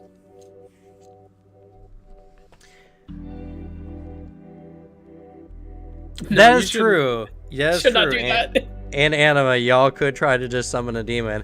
It's a really easy way to get sent to their dimension. Yeah, and probably messed up. But as long as y'all have the Xeon for it, it is technically possible. Yeah. But like honestly, I have like 2 character ideas for if we do Wrath and Glory, which I know immediately what I'd recommend is that we do a tier 3 campaign or one shot for Wrath and Glory. That way people can play like the actual cool shit in the universe, in which I either am going to play an Imperial Fist or a Commissar. Yeah, what's crazy is I'm starting to know what those things are now. It's weird. Yeah, it's fun. I can now like make a reference and you'll understand it. Most of the time. Sometimes I'm just like, you do need to learn the difference between the 4 assassins, because I brought that up recently. It's true. Quick, what's the Calidus assassin? I have no idea. Well, guess. They were trained at the Scholasta. That's one wrong. that's the thing where they send you books in elementary school, bro. See, Scholastic book fair. No, isn't there the school? What's it called? It's the Schola is what they're called, and the one where they're primarily taken from is the Schola Progenium. But however, they're sent to the assassin cult, like cult churches, to be trained as a specific house of a assassin. So not the assassin. Yes, fortify. I love Imperial Fists. They're my favorite. I love them. I love that they are the worst performing Space Marine chapter in the current like 40k competitive scene. Their rules aren't very good, and they have a stratagem that literally does nothing. You spend a CP to do a thing that doesn't exist anymore in the current edition of the game. Yeah. It's really funny. The power creep. Yeah, like it was a thing in 8th edition of like destroying buildings and terrain. You can't do that anymore. You can't do that anymore, yeah. No, and so they have a rule that lets them deal damage to terrain, which isn't a thing. So you spend a CP and nothing happens. That's funny. It's really funny, and they're my favorite. I love Imperial Fists, and then their successor of Exorcists. I love them a lot. But yeah, the fucking the rules in Wrath and Glory are really fun. All the Space Marines have a weird little like quirk. I love that White Scars like have canon ADHD. They have to be doing something in their turn, or else they have like a difficulty or something, and they also cannot like retreat. There's actually a surprising large number of Warhammer 40k tabletops. Oh yeah, I think I know of like 4. Yeah, there's I was about to fucking name it. Oh, Dark Crusade is one of them. Yeah, there's Dark Crusade. There's Rogue Trader. Yes. There's Wrath and Glory. I think they named it after Rogue Trader because. Yeah, it's Rogue Trader. Yeah. Yeah, cause it's interesting that they named it that because that was the original name of. Oh wait, Dark Crusade is Dawn of War. Shit, it's a different one. The original name for Warhammer 40k was Warhammer Rogue Trader. Mm-hmm. I've heard a little bit of lore about the Rogue Traders now. They're interesting. If you want to just play a Mass Effect campaign, like that's what you do. You play Rogue Trader. But yeah, so like the polls are very interesting. I think what I'll do for future polls, I might even expand the polls to beyond 4. I don't know at this point. We don't have a huge community, so maybe not for now, but I'll probably take the 2, like best contenders and put them on the next poll, and then have 2 more to add. So like if things continue, Call of Cthulhu won't be on the next one, and it'll be 2 new ones with Warhammer and Shadowrun. So we'll see how it goes. There's not like a super ton of tabletop games, but there's enough for like a year or so of content. So yeah, we'll find stuff. And I'm excited because it'll be a thing of I want to see your interpretation of a 40k like campaign, like running something in that universe. I'm really curious. Yeah, we'll see. I do get into game lore when I really am setting up to do it. But and also you have someone who knows the lore really, really well, like, true, next to you. So if you have a lore question, you can ask me, and I know at least where to look, or I probably know it. I have absorbed 40k lore like really fucking hard. I don't know everything. I know anything about the stuff I care about, and basically a lot of the stuff about like the main Imperium and Chaos shit. I'd say I'm knowledgeable in 40k lore. I've been into it for like 4 or 5 years. It's fair. Yeah, we'll see. We'll see how that comes. I again, it's like it's been doing pretty good. Out of 30 votes, it's gotten what? About 6? Yeah, whatever 30% of 30 is. Like what? Like that's it hasn't gotten 30%. 30% of 30 is about anywhere from like 1 to 30. 9. And Blades in Dark has about 10 votes currently. But yeah, it's been very interesting, and the polls have shifted so rapidly. Blades in the Dark had a huge lead, and then Shadowrun ran up behind it. Warhammer was trailing for a bit, and then suddenly just blew past Call of Cthulhu. So who knows? Who knows in the next week and a half? Where the polls will end up at.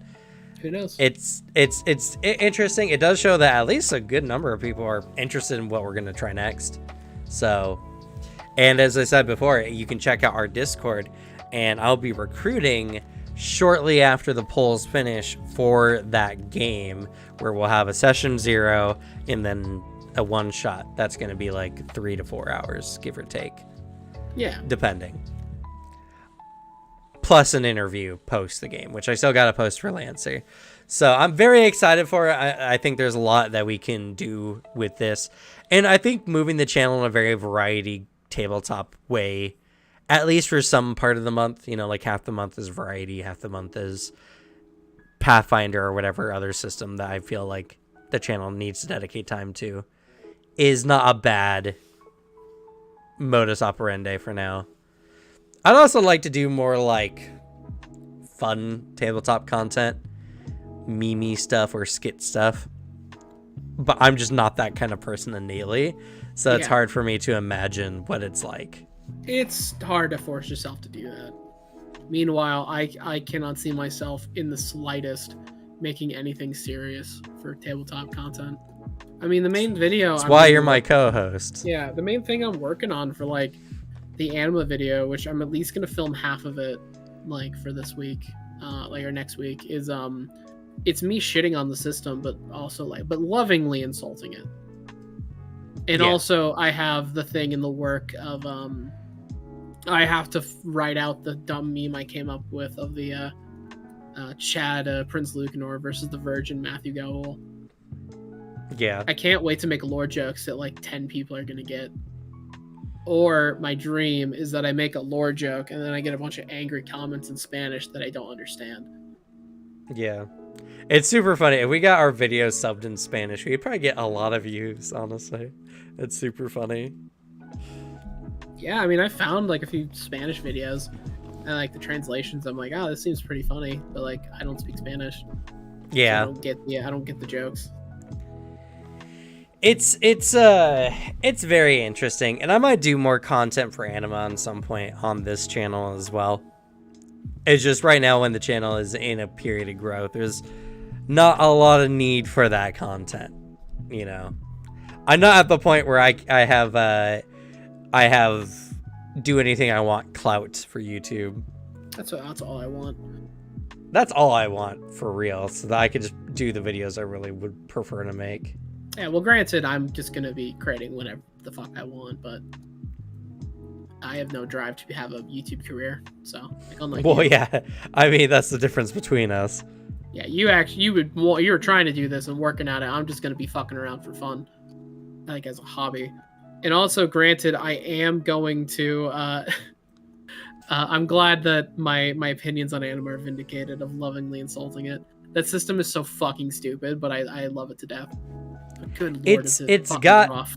So many of the right things, and it just doesn't have a core that's good enough to support all the stuff they want to do with it.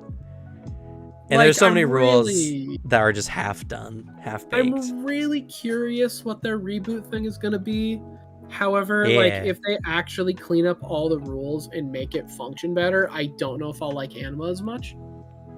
I feel like a lot of the charm on my end comes from how shittily designed it is, but I love it. But that's also, I gain a lot of joy from badly designed things. I enjoy things ironically, like most of the time. But I'll say you never interact with the bad systems, so no, of course not. That's one of the things. Like, I don't know how you can say that because you don't interact with those systems. No, I'm the one who interacts with those systems. Subject it to me, but like, we'll see. Maybe I'll actually like have you sit me down and like run me through like a base anima combat, because I've had it described to me and I don't really like it because we have our own variant of it. Yeah. You have to run anima differently because otherwise high initiative characters can utterly rock you if their attack score is good enough. Just homebrew in bad design. Yeah,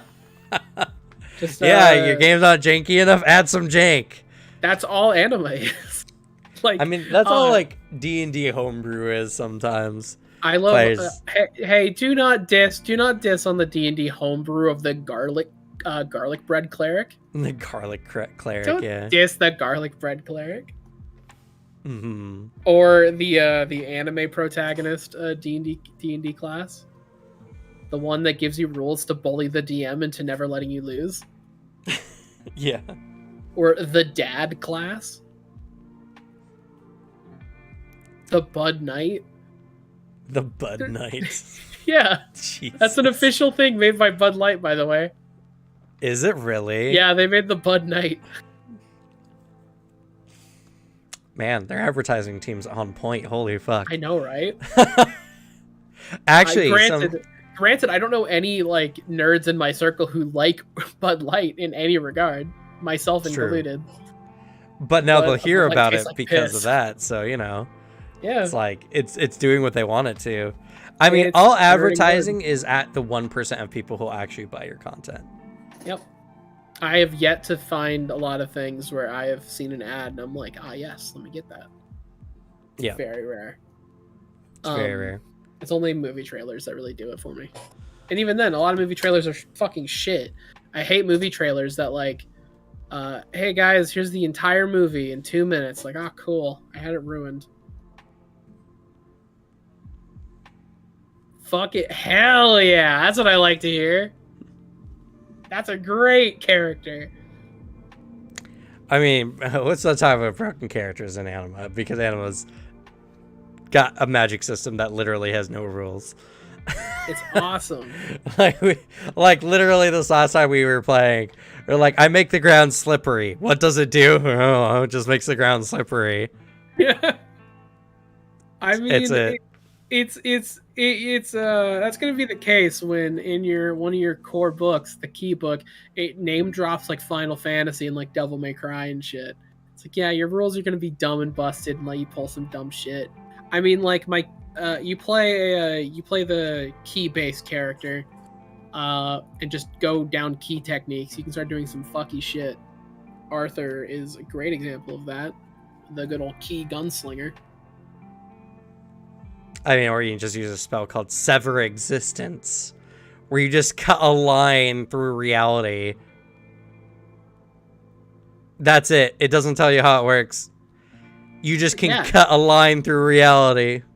Yeah, just you gotta sever everything. You know? Yeah, I know. Figure out what happens. That's why anime gives me aneurysms sometimes. It's sitting there, just like, so how do I do this, and how does this work, and how can I make it balanced in any form? Yeah, the spell we're referencing in anime is literally just D&D grease, but without the actual rules telling you what grease does. Yeah. Imagine just pulling up grease in like your spell book, and it's like, all right, what happens? Like, literally, the floor is slippery. Okay, the floor is slippery. Yeah, it's just slippery. It's such. And they have to make a acrobatics check based on a certain difficulty level, but that's it. Yeah. It tells you the check they have to make. It doesn't say what the negative repercussions are. Yeah, you lightly slip and like catch yourself. Like, oh, that could be bad. Yeah. Oh god. Well, guys, this floor is slippery. Like, that's shit. it. It's, oh god. There's so many spells like that. Fucking awesome. What a good game. I also plan when I make if I decide to make a part 2 to the anima video, I'm going to if I do a part 2, it's going to be a bit bigger because I'm going to be talking about the extra shit they did, like the anima tactics and like maybe talk about the lore and then like the video games, in which I'm going to bait Moist Critical into reacting to, because I'm going to make an in-joke and then a separate video where I achieve something called the Moist % speedrun of anima, like Gate of Memories, where you just get to his character as quickly as possible.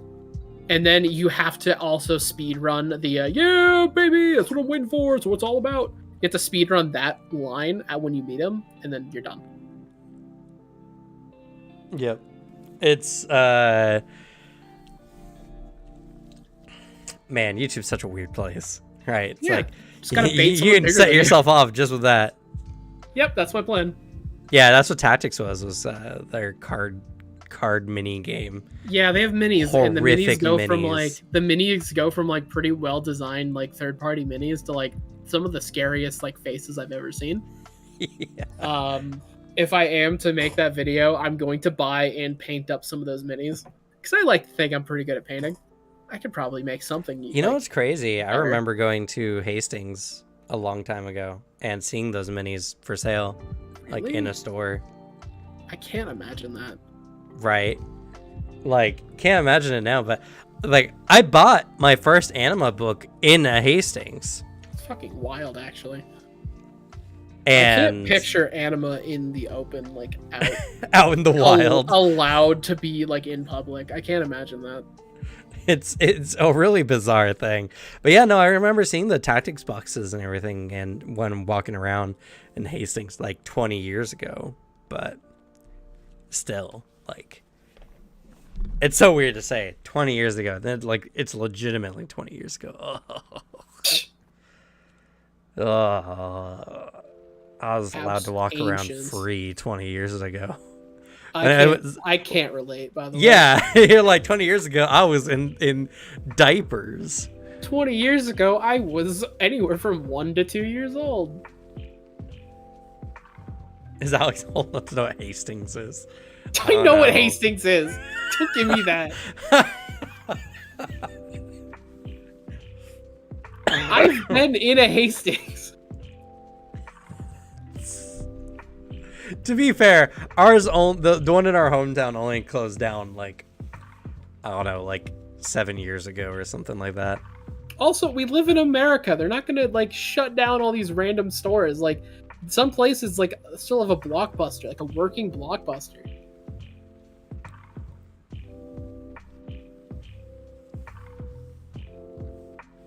Yeah, no, like it literally, that book is like a corrupting material.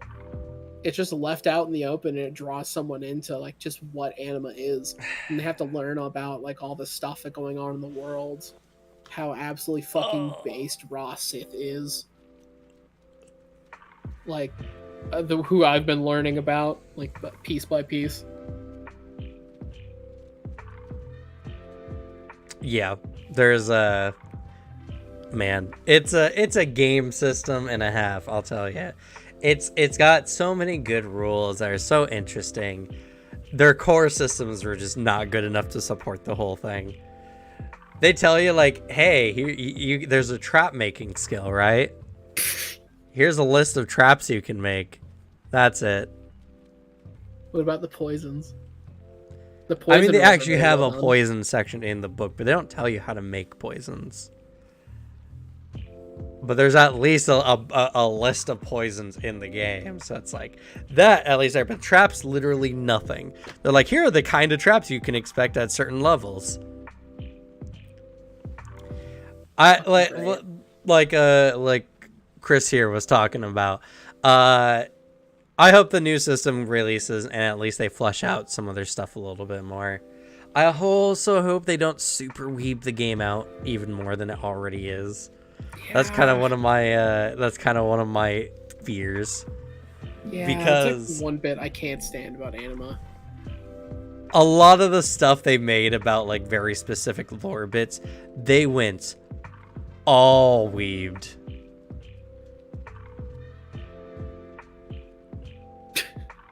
Yeah, that's very accurate for anime. That's a good line to take for your video, Alex.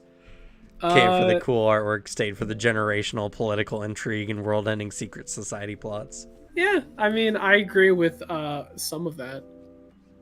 I think the artwork goes from really, really good to some of the dumbest weeb shit I've ever seen. But granted, I just cannot stand the anime aesthetic in general. It's like, that's on me. But like, I will say, when M goes fucking hard on some of those monster designs, some of those monsters look really fucking cool. It's true. When M did a great job. That is, they have a lot of really good pieces. Some of their shit is just like a mostly naked woman. Yeah, he has a lot of those. He has a lot of those. Kind of weird. Not a fan of those designs, really. Sometimes it is the most overly designed like character I've ever seen. Granted, that's anime. And then sometimes you see a character and you're like, what a fucking Chad. Like Prince Lucanor looks really cool. Yeah. Because he's just wearing normal clothes. He doesn't need the fancy shit like the other characters. Yeah, have. Matthew Gaul kind of looks like a clown, not gonna lie. No, Matthew Gaul looks like a fucking dork. That's why I'm painting him as such a fucking like loser. Especially once I found out that apparently Matthew Gaul keeps sending letters to Prince Lucanor, but he's just ghosting him. It's like, hey, Prince Lucanor, can you, like, help me out? Like, you know, we'd really be nice if you helped out the Azure Alliance, and then he just gets ignored. Yep. It's great. Also, I love that Lucanor has the most technologically advanced city, but refuses to share.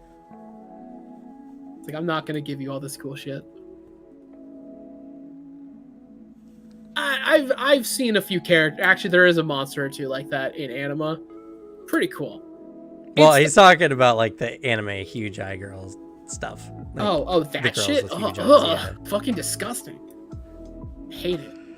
But like for real though, like some of the stuff in anime, like it has really good artwork. Like Cassidon and Elizabeta, really good artwork.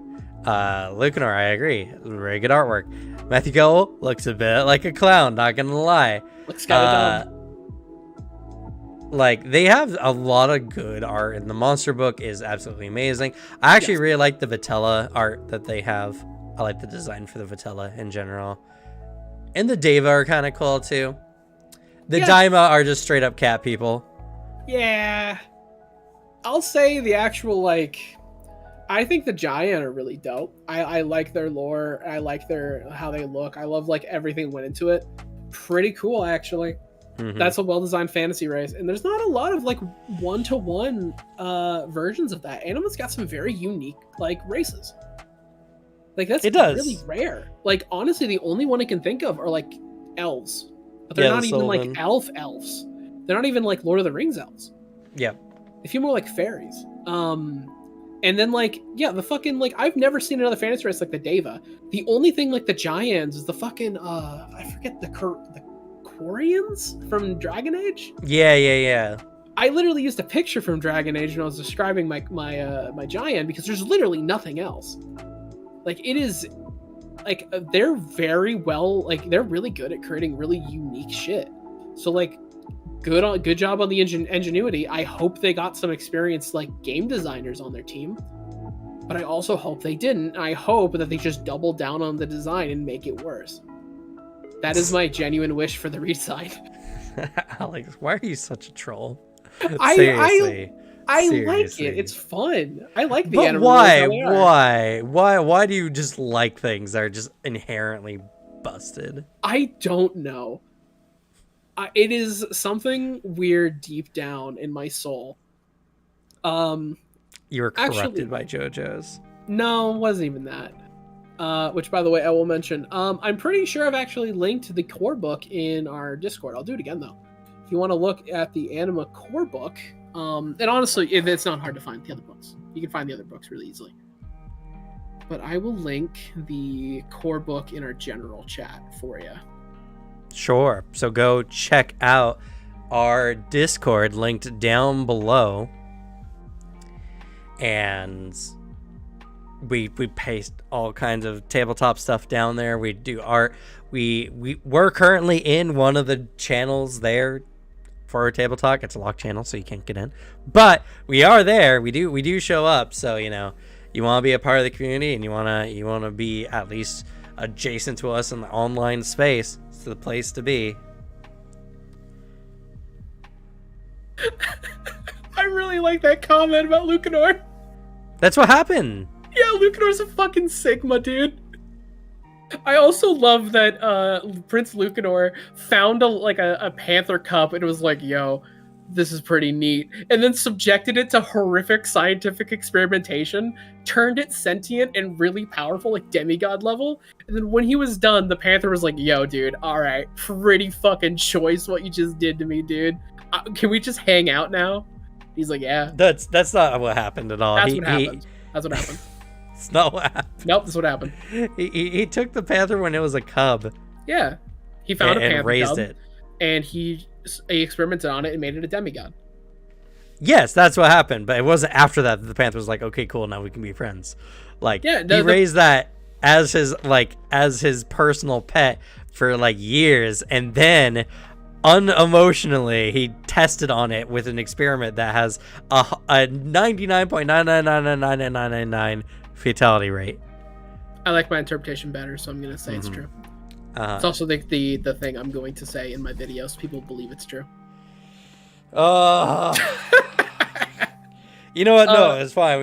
We can generate fake controversy. Yeah, of course. I'll just be like, this video is inaccurate. Good. Well, then we can have a fake beef. Hell yeah. Also, yeah, I don't know. Like back to like what main thing. I don't know why I like the things I do. I've mentioned it a few times, much to the issue of a lot of my friends, but like it genuinely annoys me when a universe is well written. Like the Elder Scrolls lore pisses me off for some reason. I don't like how there's an answer to everything in Elder Scrolls lore. Like it's written, it's thought out. I don't like it. I don't like Star Wars, too well documented, has too much shit. Warhammer, fuck yeah, they retcon things every few weeks. Hell yeah, Kingdom Hearts lore, yeah. Please use the word character did something somehow in the official wordage of the game.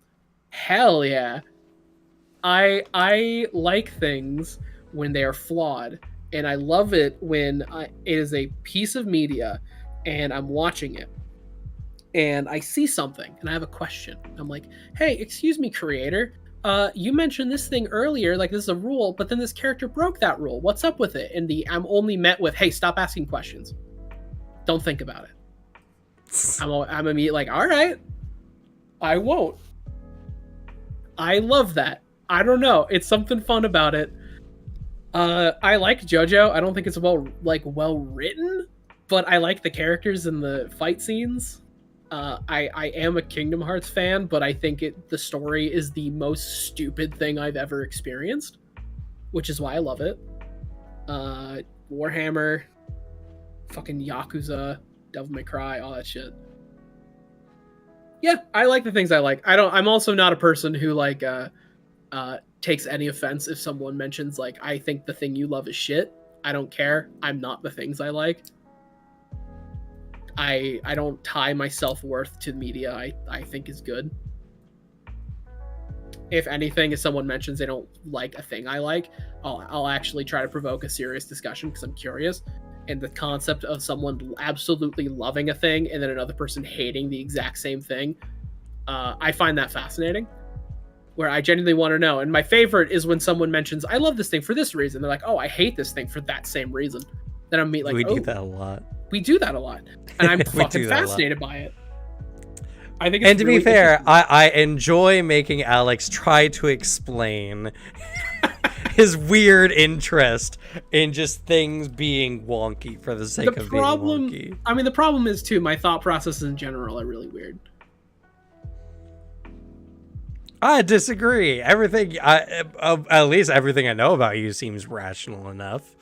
Like, besides your like of wonky things. What do you mean? There's the moment when we were hanging out and we were talking about what happens if aliens come to Earth. Is that not a wonky thing?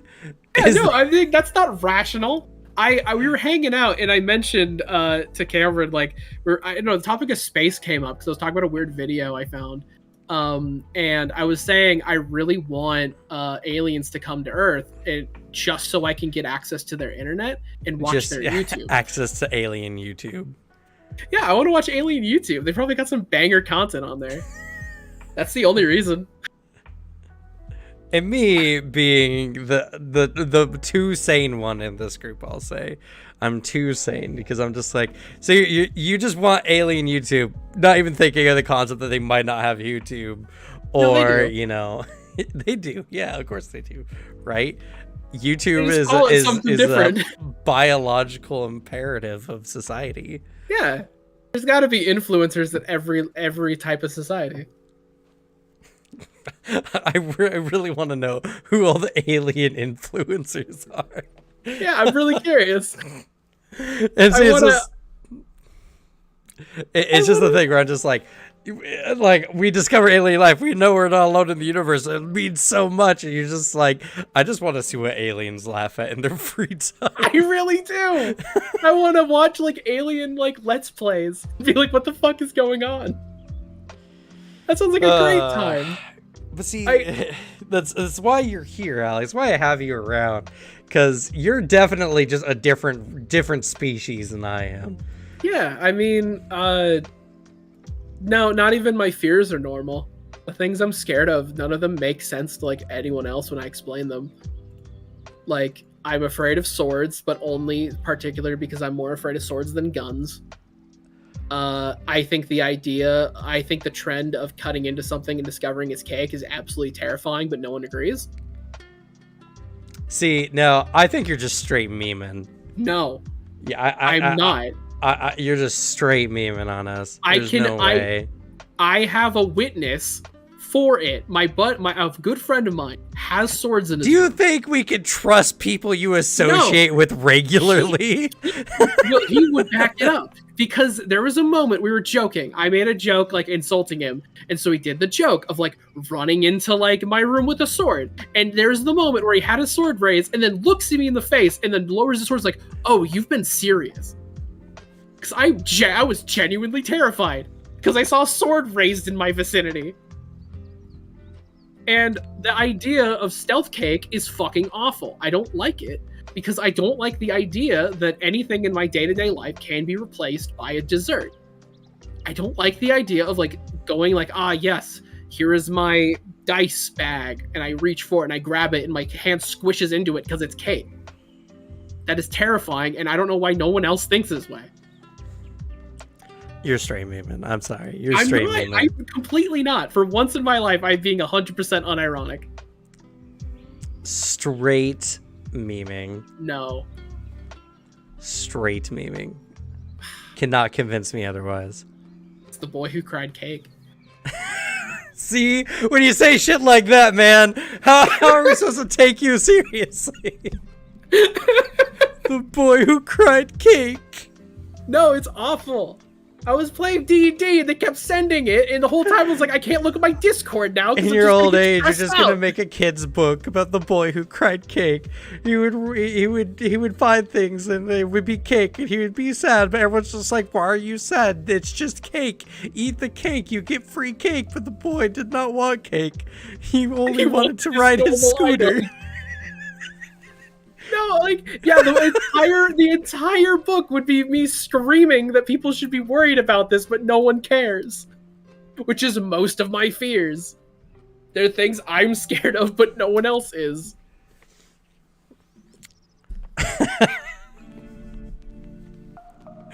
I wanna, just based on like that, genuinely, the idea of putting my shoe on and it's cake is horrifying. I don't want to think about that.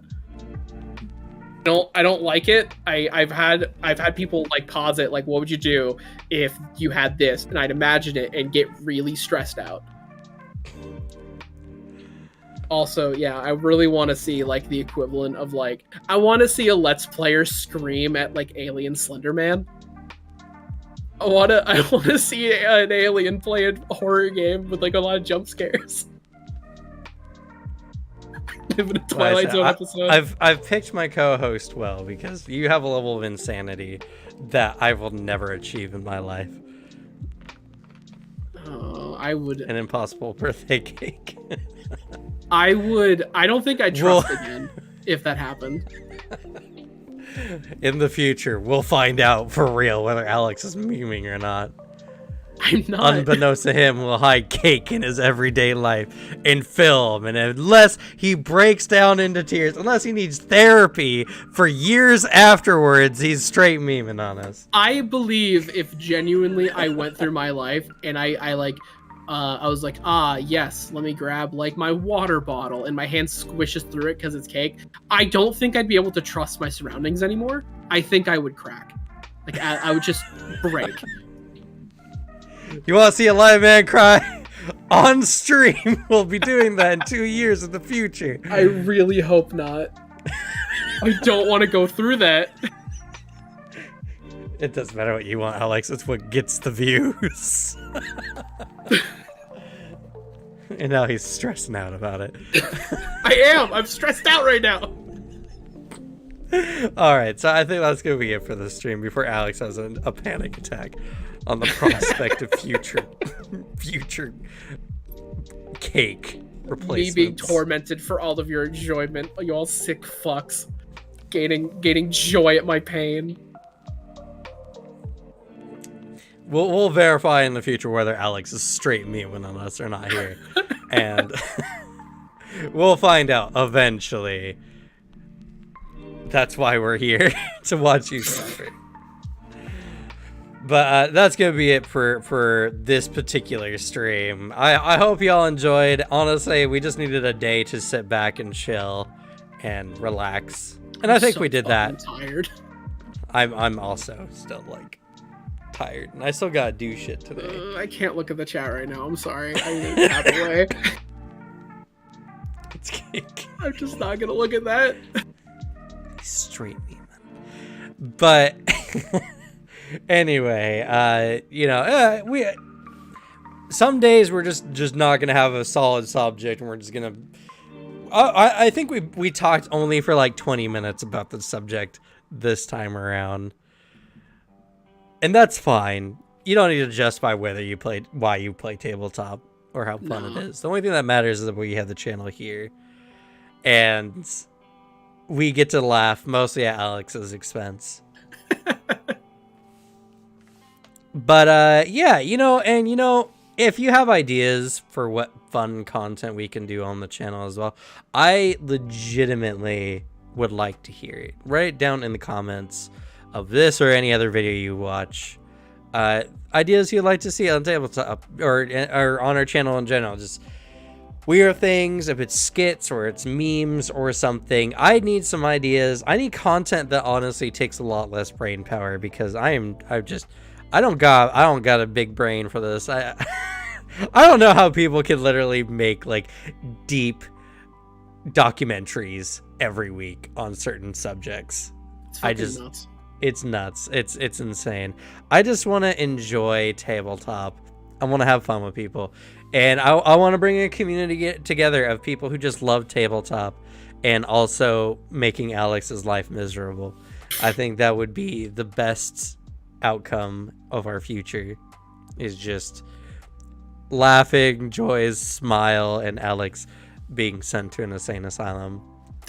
Because I guarantee whatever he says after that point will be just straight pure gold for content. Probably. But seriously, thank you all so much for being here. Thanks for those who are in the chat, keeping the chat alive. And if you have not done so already, please go over to the poll on the community tab at the YouTube and vote on what game you'd like to watch us try out and play for this next month. And we're going to be getting into that here soon. You have until the 9th to do so, as well as join the Discord and join our chaotic family that we're making up at this point. And to post all kinds of, we'll make a channel specifically. I'll be generous. We'll make a channel specifically for Impossible Cake. And Alex can mute it. He cannot look at it, but he will know that there's a channel of his worst fear just sitting there in the Discord. That channel's gonna be lawless because I'm never gonna moderate it. So we'll have, I'll do that right now here on stream. I'll make a channel called Fake Cake or Impossible Cake. Text channel. Possible Cake. Bam. We now have a channel called Impossible Cake. So post your images or fake Impossible Cake related stories there. And get out of here. You don't belong in this channel. It doesn't belong to you. I'm immediately muting it. Just so Alex knows that there's a channel out there that he may look at one time, or what he sees on it might be cake. No. Maybe Alex is cake. No, I know that's true because projection. I think therefore I am. I know I'm normal.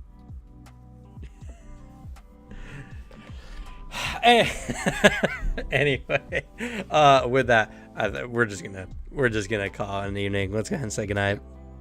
I am going to go lay down in my very real bed as I'm testing it now. I know it's safe. I know I'm fine. But good night. It's not cake. It's camp cake. All right. Good night, everyone.